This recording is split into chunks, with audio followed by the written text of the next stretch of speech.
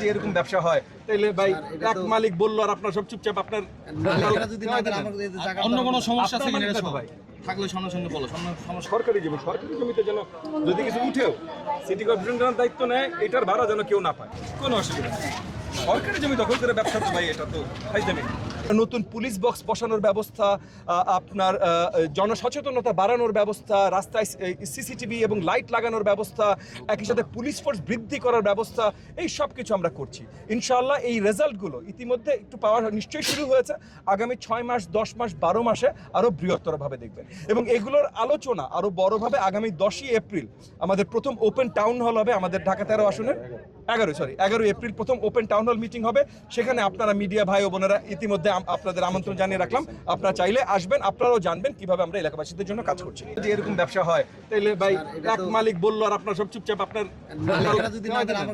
অন্য কোনো সমস্যা আছে আপনার কিনা মালিক ভাই থাকলে সামনে সামনে বলো সমস্যা থাকলে এখন সামনে থেকে জানি তারা বসতে পারে সেইটা পজিশন। আমি 1 2 তারিখে আসবো, ফায়ার সার্ভিসের সাথে আপনাদের কমিটি বসবে আজকে, আপনারা সবাই থাকেন তাদের কথা শুনে। আপনাদের কি কমপ্লেন আছে?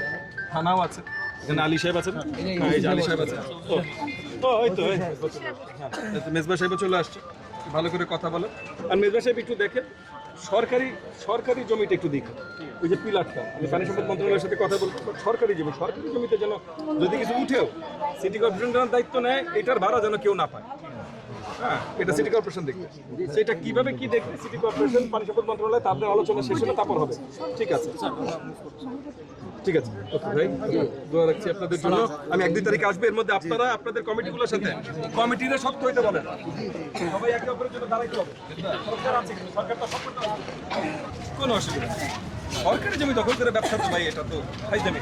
অনেক জায়গায় তাদের জমির বাইরে যেয়ে সরকারি জমিতে তারা ভাড়া উঠাচ্ছে। সো বাট মার্কেটে চাঁদাবাজির ঘটনা আমরা এই পর্যন্ত আমাদের কানে আসেনি। যদি আপনাদের এরকম কোনো রিপোর্ট থাকে আমাদের কাছে তুলে দেবেন। চাঁদাবাজির ঘটনাগুলো আমরা রাস্তার থেকে পাই, সেই জায়গাগুলোতেও পুলিশ বাহিনী নিয়ে সবকিছু নিয়ে আমরা শক্ত ব্যবস্থা নিচ্ছি।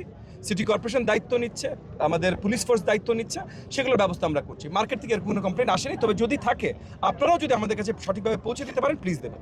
যেটা বললাম যে ফায়ার সেফটি, এইখানকার ওভারঅল সব ধরনের সেফটি এবং কোনো ধরনের জমি মালিকানা বা এগুলো রিলেটেড যত অরাজকতা, এই সব কিছু আমরা যেন সলিউশনে আসতে পারি সেগুলোর আলোচনা আমরা আজকে ইতিমধ্যে করেছি, অনেক ইনস্ট্রাকশন দেওয়া হয়েছে এবং কয়েকদিন পরে আমি আবার আসবো যে ইনস্ট্রাকশনটা ফলো কতখানি হচ্ছে সেটা চেক আপ করবো। আমি যেরকম এলাকার